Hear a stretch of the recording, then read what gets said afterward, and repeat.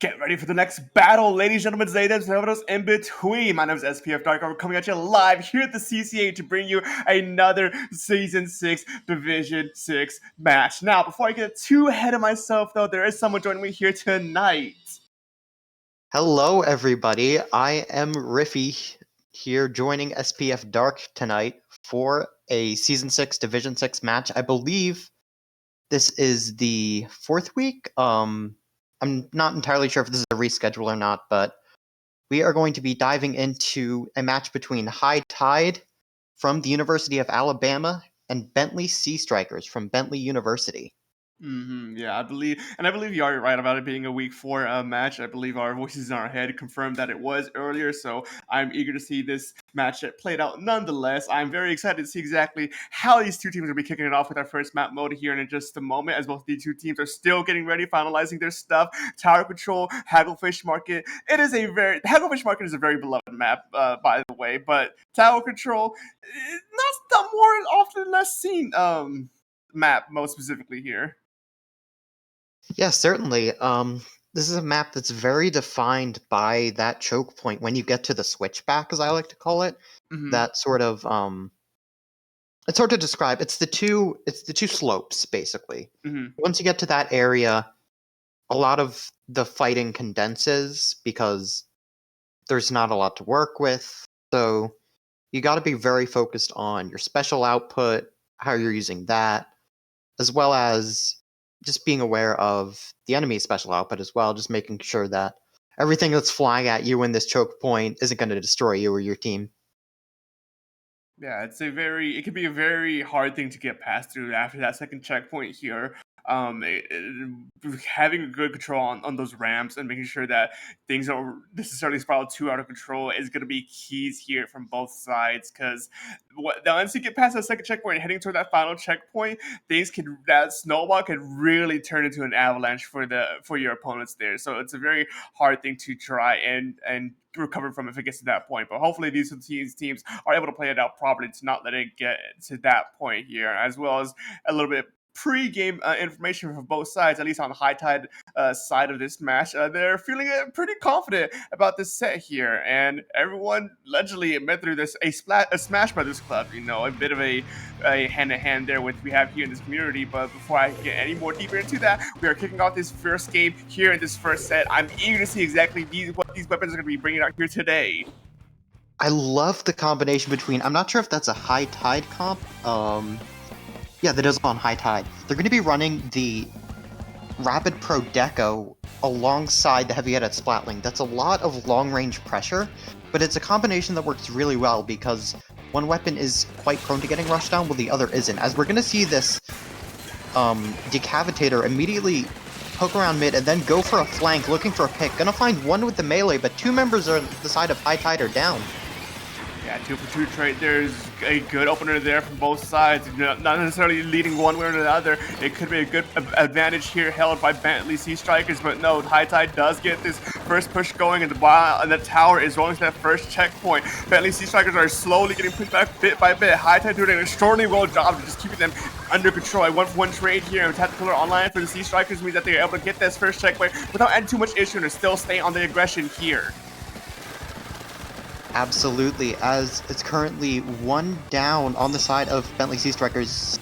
They're going to continue to be one down as they lose their cooler option as well. They're going to also lose the Strike Strikes, and this is a very oh-no situation if you are the Bentley Sea Strikers because you've lost your main methods of retake. You've got to find some picks now.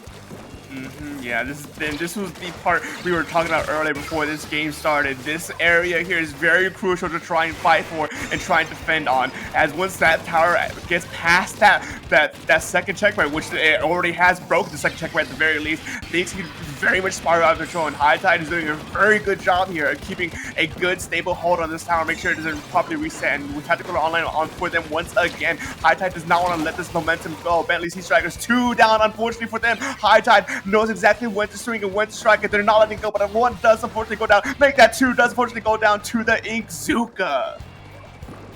Excellent job from the Bentley Sea Strikers to just focus on remaining calm and painting. That is exactly what you need in that situation where We just need to build specials, and if we're able to do so, then we have a way in. And now they have a way in, as both teams fighting in mid now. The Mint Decapitator looking to push up a little bit. Cooler's going to come out, but with the life traded of the Nouveau Tri-Slosher. As this Decapitator fighting the T-Tech, they're going to push up the bubble quite aggressively, and that's going to be a pick in the favor of High Tide. But with them going 2 members down, the Bentley Sea Strikers may have a moment to push. Yeah, this is a good opportunity for them to try and get their own push going, especially with tactical online High Tide backing up a little bit so City Strikers doesn't necessarily force them back too much, trying to make sure that they can maintain what ground they have. And with 1 pick going away from City Strikers, High Tide make that 2. High Tide definitely has the opportunity here to swing things back into control once again, getting on that tower very quickly and pushing up with the tactical yet again. As the Eagles get the killer well, a deadly combination to scramble your enemies as 2 goes down. High Tide is not letting this pressure go. That's 3 down. A delay, not a delay, a full-on wipeout for them. This could be spell utter danger for Sea Strikers. We already see a member of High Tide make that. 2 members of High Tide already pushed up near the final checkpoint on the side of the Bentley Sea Strikers. As the Mint Decapitator going to find 2 picks, that is crucial. Make that a 3-down situation for the Bentley Sea Strikers. The bubble is up, as well as the Trizuka on the side of High Tide. Only 15 points remaining for High Tide to go. It looks like they're going to try and Bentley Sea Strikers is going to try to pop the Booyah to salvage the game, but it's not going to be enough as High Tide takes the first game. Yeah, a good opening gambit here from High Tide, setting the pace of the set already, showing that they're not going to let things go that easily. And once they get the ball going, they're going to make sure that their opponents do not have any opportunity to breathe or properly regroup whatsoever. Bentley Sea Strikers, even though they did held on for a very good amount of time here, they just were unfortunately just brought down by the massive force of waves that High Tide brought this game. 100% Dark, and just being able to see the Decapitator, especially being able to play to their aggression, was really, really crucial for the High Tide, because once the Decapitator gets a pick, that means that they can pick up steam in terms of getting paint on the floor, and then that gets their bubble up, which means that they're likely to get another pick, and that just can spiral out of control sometimes, and as we saw, led to the victory on the side of High Tide. Yeah, that was a very good. I liked a lot of what High Tide was doing there, just making sure that they kept their specials properly coordinated to get those really good pushes in, and it just really kind of unraveled Sea Strikers as they kept getting pushed back further and further and further. Even though it didn't necessarily work out for them, though, Sea Strikers did held up a pretty good fight here, and this isn't necessarily the end of them by any means. This is the first game in a best of 7, first to 4, so they still have a little bit of wiggle room here to actually make the proper adjustments in terms of weapon or game plans to try and fight back against High Tide and keep this a nice and even game, which I always love seeing any back and forth trades in terms of games as well as um in terms of team fights. Absolutely. And one thing that I really enjoyed seeing from the Bentley Sea Strikers was the Hydra pick, because that outranges the heavy edit Splatling, and it's able to hold down the fort really nicely against the onslaught that High Tide brought in that game. And being able to just push out as much of that pressure really allowed the Bentley Sea Strikers to not get knocked out immediately, and was able to force the tower and the players back in mid for that one moment. Yeah, it was a really good play from them to be able to just not necessarily let things spiral too out of control there. But it is also a scary position to hold in, regardless of who you are, because as we mentioned earlier, a few times already, that specific area on this map mode in particular is a very just snowballing and very avalanche. You can just very just much get swept away in all the chaos if you aren't properly tracking everything that's going on, and it goes to show that not no matter what division you are in, no matter what ranking you are in this game, that area in particular is just not a fun place to be whenever you're trying to hold your ground, because it just really gets out of control there. But nonetheless, both these teams did a very good job on this opening game, and I can't wait to see exactly what's going to be coming from them both next on this game number 2. Absolutely. I believe we are going to, if I am not mistaken, Rainmaker next. So this is a mode where, yes, Rainmaker on Museum di Alfonsino. And this is a mode in particular where you can gain a lot of points in a very short period of time.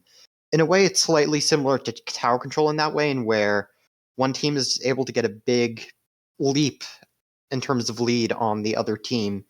And I'll be interested to see if Bentley Sea Strikers keep their comp or if they make any adjustments, perhaps maybe switching out the front lines or keep the Hydra. It'll be interesting to see regardless, but Hmm. we are shortly going to enter this game on Museum di Alfonsino. Yeah, most definitely. And I would be surprised if the Hydra switched off here, considering it's a bit of a more open map here, and its range could absolutely just take rain in with its supreme pressure here. And we do see a comeback. Not only that, but we also see the heavy edit join its side here for a double backline comp. So I'm eager to see exactly how this is going to play out for Bentley Sea Strikers. Very, very interesting comp on the side of Bentley Sea Strikers. I've never seen the edit paired up with the Hydra, but that is quite the popping and painting power on the side of the Bentley Sea Strikers. So interested to see how this changed the heavy edit from the Nouveau Tri-Slosher and see if that'll work in their favor.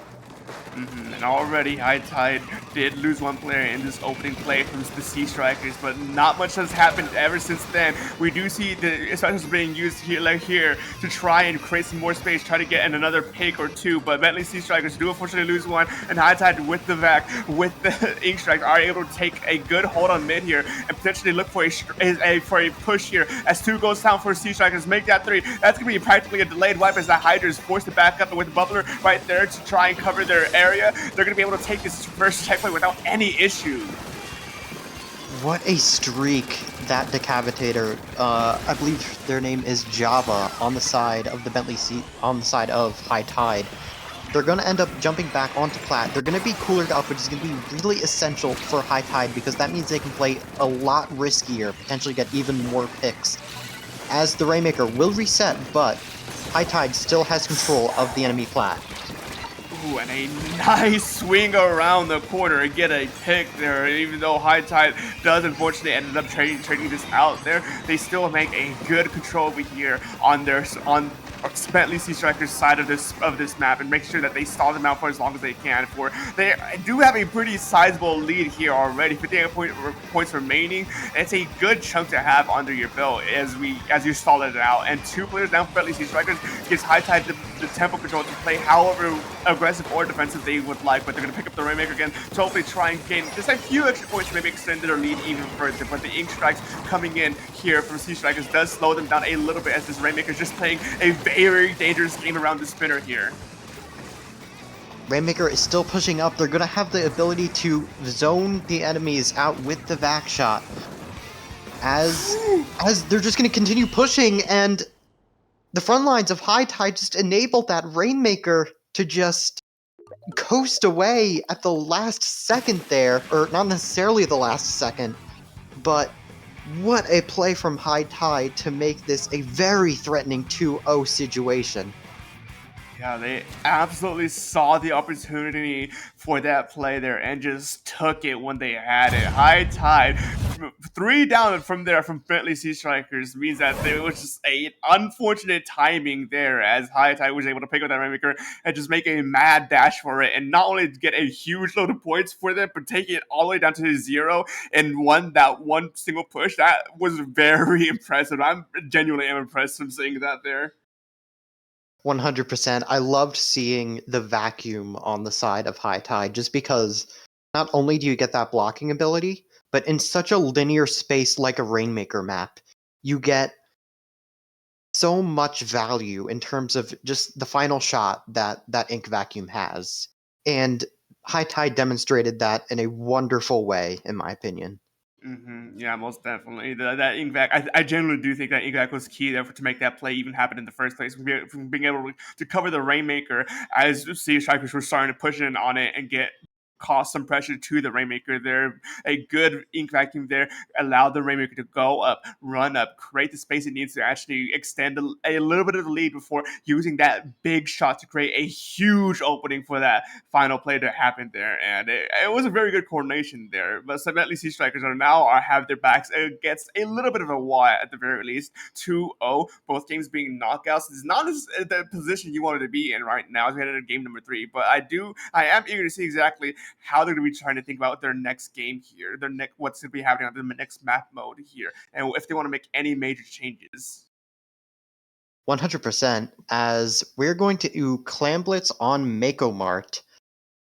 Very easy to score on this map mode combination, and in a way that may not technically favor the Bentley Sea Strikers given they have been knocked out in the past 2 games. Perhaps they do better on a slower paced map mode combo, but it'll be interesting to see how potentially the Hydra could maintain stack control, so I wouldn't say they're out of it yet. I think that they definitely have potential with their weapon pools to be able to deal with a map like Clam Blitz on Mako Mart.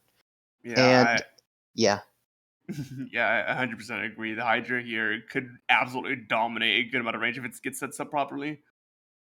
And I'm just looking at the third key to victory for the Bentley Sea Strikers, I think is arguably their most important on this. It is comms, and then in all caps, comms, exclamation point. And when you're in a 2-0 situation here, it's quite difficult to keep the comms up, you know? Perhaps morale's getting maybe a little bit low, but if you're able to keep the comms up and make sure that you're aware of everything that's going on, you can keep the enemies on their toes and be able to recover from a start that maybe you didn't want. Yeah, absolutely. And this is very much a pivotal game for Bentley Sea Strikers as well. 2-0 in this current set. That means if High Tide wins this next game here, they're already going to be put at match point, and that could be absolutely be the final nail in the coffin here for their momentum and be able to take this game number 4 with a clean 4-0 sweep. So Bentley Sea Strikers are starting to lose a little bit of that wiggle room here in order to try and figure out their exact game plan against High Tide and their exact weapon lineup they want to use against High Tide and try and figure out exactly what can they abuse from High Tide here. And I am eager to see exactly if there will be any major weapon comp changes here on this map mode specifically. As I mentioned earlier, the Hydra can absolutely take away a lot of space and a lot of pressure if it sets up properly. But I don't think this map mode in particular would want to call for the Hydra and the Heavy Edit.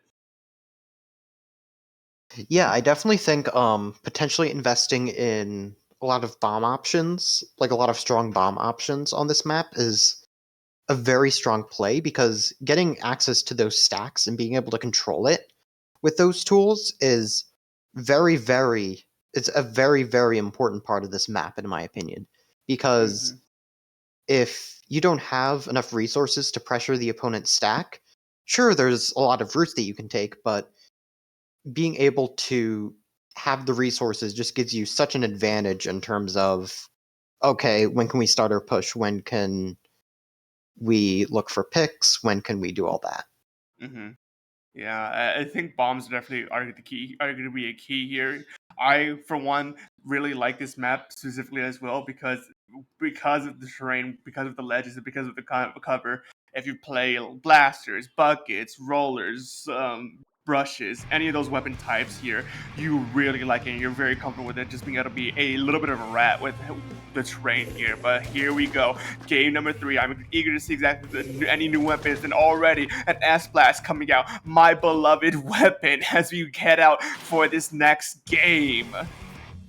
I am also noticing Ava rocking the custom Splattershot Junior. This isn't a pick that you see super often, but as somebody who's played in CCA in the days past, this is a weapon that you've seen quite often in, say, Season 2 and Season 3, just because Torps can be an incredibly powerful tool, especially on this map mode combo. Yeah, I do remember the early days of playing this game when C Junior first dropped in the game. It just was torpedoes everywhere, and it can absolutely be a menace here if used properly. In both these teams, torpedoes are actually doing a decent job keeping High Tide at bay, especially combining that with the ink strikes here. They do manage to get 2 players down. Bentley Sea Strikers finally have the opportunity here to maybe get a few points on the board, but as they get another big one, no, they lose one of their own players here. Bentley Sea Strikers is now both these 2 teams are once again at a neutral state. Bubble is charged on the side of High Tide. This is a very crucial tool if you've seen the previous 2 games. As the Decapitator is going to charge in, they're going to end up in a trade, but the Bubble will get run over by the Dreadringer, as now Bentley Sea Strikers are in an advantage state as 2 members of High Tide are down. A bit of a one-for-one pick after pick scenario here as Bentley Sea Strikers are still slowly encroaching their space in mid, slowly pushing High Tide back. The slow and steady play game plan here isn't necessarily a bad thing with Clampett specifically, because if you can at least get that first 20 points on the board and just stall out for the remainder of the game, you can absolutely win games with that. And with a one-for-one trade here, it's still so hard to say exactly who's going to be the one scoring those first 20 points here. But Wavebreaker comes out to try and create some space from Bentley Sea Strikers, and 2 players does go down, but Tacticaler was online for a High Tide, being that won't necessarily be as punishing as it normally would be, as they're already back in mid here once again. Sleepy 10 looking to shark on this opponent plat.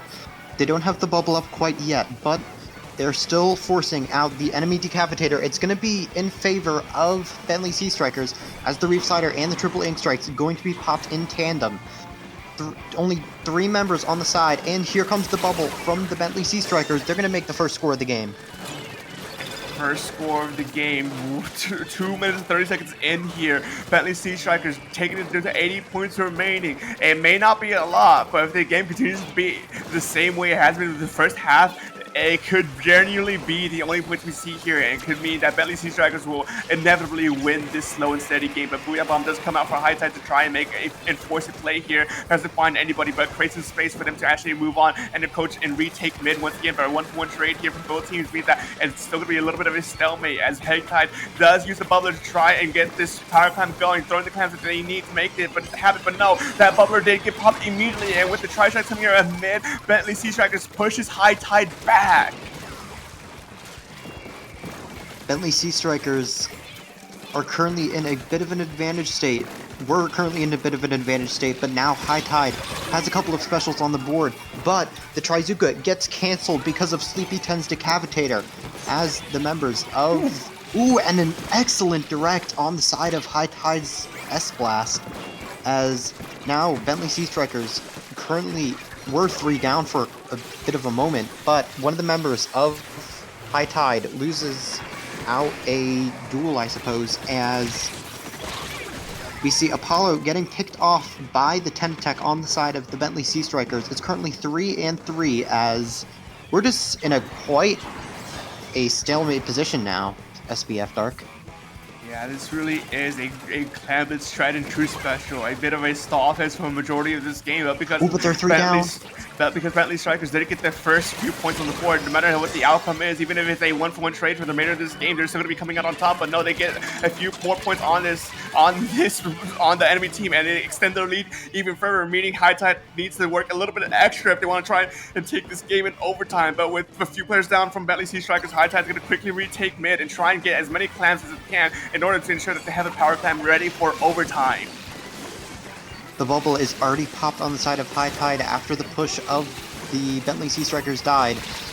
Decapitator going to be finding 1, but will end up trading. It's going to be 2 versus 2 on the board. Booyah Bomb is coming out from High Tide, as the S-Blast finds a direct, to my knowledge, onto one of the members of Bentley Sea Strikers.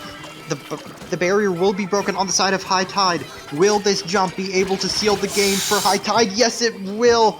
Only 3 seconds remaining. It will proc overtime, as Bentley Sea Strikers have one last chance to get on the board. The Decapitator, unfortunately, a little bit too slow on that pick there. It means that we're going to be seeing an overtime as High Tide is going to choose to block themselves in the back. I ran their best to make sure that Bentley Sea Strikers cannot and do not win this overtime scenario. And with a wipeout at the very end, High Tide manages to clutch this game out after being down for a majority of this game, taking it set to a 3-0. What a clutch play from one of the shooter players on the side of High Tide, just hyper-focused on where they needed to aim the clams to get into the basket. That was amazing, seeing them get those last points in, recognizing the assignment, and saying, we're not out of this game yet, we can make this a 3-0 set. Absolutely, it's scenarios like that where it shows that the game really isn't over until that timer hits zero and overtime is done and no longer a thing. You still, no matter what the majority of the game looks like, you can absolutely make a comeback at the very end and sneak away some of these last minute victories against your opponent. High Tide, for a majority of their game, were down a good chunk of points against Bentley Sea Strikers, who seemed very dominant there. But I guess at the end, when pressure started to stack, as the concept of maybe potentially losing this closer to overtime got to them, High Tide struck fast and hard and just snuck it away from them. 100% Dark. And one thing that I'd like to comment about that set was that Bentley Sea Strikers saw more success in terms of point scoring when they were actually running a backless comp as opposed to the comp with the Hydra, which Hmm. is something that I personally did not expect, but it sort of worked in their favor there because you were able to see Bentley Sea Strikers just getting a 3 down situation on the enemy side to where they had more opportunities to push up just from getting the raw pick numbers that they had. Yeah, an extra player on the front line could absolutely be a difference here if you choose to go without a back line. It it's very hard to say exactly what might be the right decision for your team, because there's also the opinion of personal weapon choice and personal play styles and habits that each player has their own other as their own individual. So backless comps, backline less comps versus a comp with a backline or even two backlines. There's no clear cut answer which one's right. It could honestly still be something that teams both use on a very regular basis and pull it out depending on what the matchup is like in here. And so I hope moving into this game number four, match point for High Tide, by the way, and moving into this game number four, Bentley Sea Strikers might stick through with a backless comp here. Yeah, I mean, it'll be really interesting to see given the map mode we're going to. Brinewater Springs on Splat Zones. This is a map mode where even just a single special can completely flip the zone, the objective, and the area in mid, changing the pace of the fight in a way that is just so impactful. Not to Hmm. mention the fact that it's so closed quarters that you can get in a lot of fighting on this map. So I can definitely see the backless comp on the side of Bentley Sea Strikers working here, just because of the fact that while this map is definitely beloved by a lot of backlines, at the same time there's a lot of close fighting that can happen as well. Yeah, I mean, I think not counting the two zone maps where each zone has two different zones to try and capture. I genuinely think Brian Wilder has the smallest zone in the game to try and paint over. So anything that could actually put out a relatively low amount of paint could still contest like a good amount of painting weapons, simply because there just isn't a lot of ground to cover on the bases. So yeah, you could go backline here, because backline, with how the map is configured, the ramp could, with the right weapons, you could threaten the other enemy ramp by sitting on your own ramp and be completely okay. And on that regard, with just how much range and pressure you can use here. But if you do go on a full hyper aggressive comp here, maybe choose a lot more dueling weapons over painting weapons, you can still be relatively fine on and trying to contest a zone for neutral or for actual takes here, because it's being so small in the first place. There is a lot of there is a lot of ground to cover in anyway, so there is a lot more wiggle room on that end. Certainly, I've also seen like double backline comps work in this pretty successfully. I remember in a Leagues Under the Ink set a while back ago, there was a double backline comp that I really struggled with personally, as we're gonna see a single backline actually come out from both teams. A backline from both sides, and not just that. I am excited to see the Explosion come out over here, as both these two teams are making their way to mid to try and contest this zone. Already 2 players down, meaning that they're going to be able to try and make sure they can keep this momentum going in their favor. The Vanilla Explo very close to getting the storm. They're gonna immediately pop it as soon as they get it. as Bentley Sea Strikers looking to retake here. That zone flips very quickly because of the triple ink strike, but it is immediately flipped back. This goes to show how volatile this zone can be. Yet another set of triple ink strikes on the side of the Bentley Sea Strikers, but a member goes down on their side. Yeah, High Tide's putting in a lot of pressure here, playing on the aggressive, making sure they can contest their backline here. Bentley Sea Strike is struggling to actually fight back and keep control of their mid here. So the Decapitator is going on the deep end to just keep pushing Bentley Sea Strike further back and back. But with the Ink Storm, a combination with the Ink Strike, they're going to at least neutralize the zone here. But jumping in from High Tide, they're going to be able to take that zone right back. Both of these two teams are desperately fighting for control over here in mid, but it seems the High Tide is going to respect the specials from Bentley Sea Strikers as they let them take control here. Excellent job from the side of Bentley Sea Strikers of just moving in as a unit together. Being able to just move in together and coordinate your specials together was really crucial in making sure that they got, even though it was that many points, were able to get on the board a little bit more on this map mode. Yeah, and it's these back and forth trades, while it may seem good depending on what your exact game plan is, with High Tide starting to eat away with their penalty points and already starting to eat away with and further extend their lead here, it's not going to be working out in Sea Strike's favor here, as they're just not going to be able to at least contest the zone. But 2 down from High Tide means that Sea Strike is going to have an opportunity here to contest the zone once again, using the Ink Strike, using the Wave Breaker to try and create the space they need, but they can't quite exactly penetrate the zone as fast as they like, as High Tide's already back with their own player members to try and contest it once again. But no, the pressure is actually starting to stick on Sea Striker's side as they push them all the way back to their own ramp. Bentley Sea Strikers is using one special after the other in a very beautiful way to be able to get some more points on the board, but the triple ink strikes on the side of High Tide, as well as a couple of picks, will quickly flip this zone back in the favor of them, as a couple of the members of High Tide currently poking along the ramp of the Bentley Sea Strikers. Triple ink strikes will be live for Bentley Sea Strikers very soon, as they're going to concentrate onto the bubble. Yeah, and this is a very dangerous situation here for Bentley Sea Strikers. High Tide already gone away with their penalty points, and with only 25 points remaining on their zone, they could absolutely run away with this game if they play it properly. But no, good and beautiful strikes here from Bentley Sea Strikers means that they're going to be able to take the zone and keep themselves alive for a little bit longer, as they deal a heavy penalty points as well as a good chunk of players down from High Tide in their favor. Bentley Sea Strikers not out of this set yet, as they're just able to move together and move together as a unit and keep themselves in this set as they're reaching the below 40 mark. The triple ink strikes will deal them some penalty points, but 2 members are still down on the side of High Tide for a moment. Bentley Sea Strikers going to retaliate with triple ink strikes of their own. Sleepy 10 is going to get punished by the Slosher Apollo as they try to move in, as we currently only have roughly 70 seconds left in this game, Dark.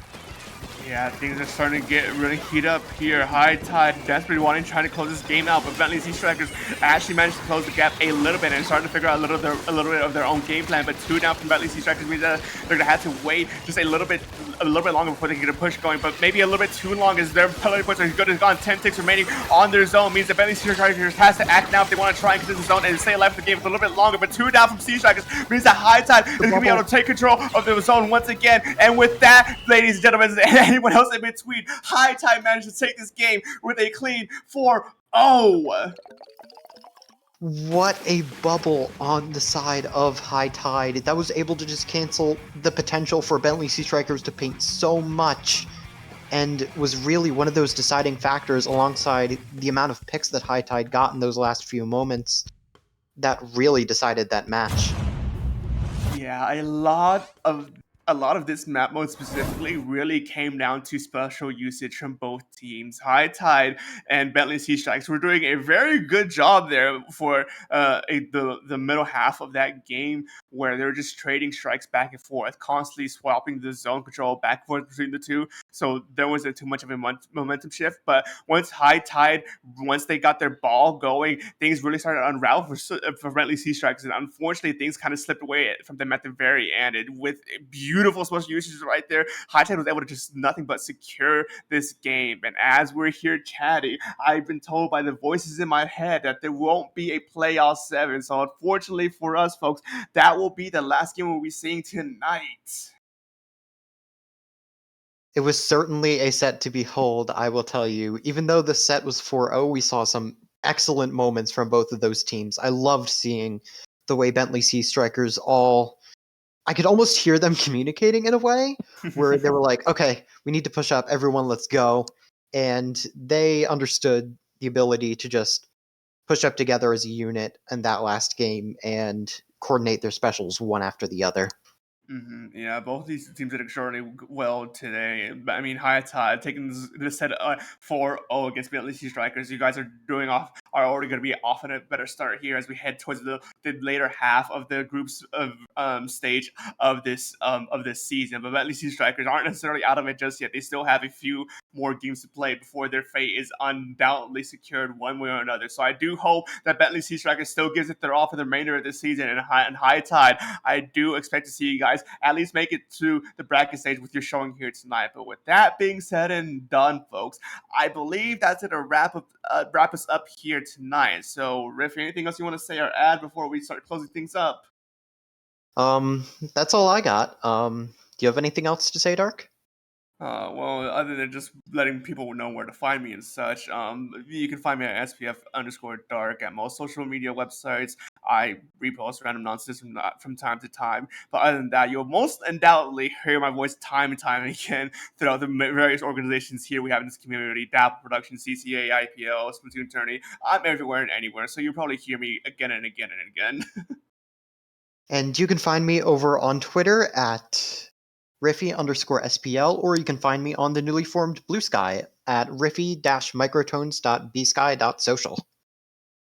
Man, oh man, what a set that was, and what a good end to the weekend it was. And that being said and done, folks, we're wrapping up here. So you guys get your foods, get your snacks, enjoy the rest of your night. So we'll be rating Splatoon Tourney here in just a moment. So stick around for more Splatoon action if you'd like to see some more Splatoon action. But that being said and done, that's us for this weekend. So stay tuned and have a good night.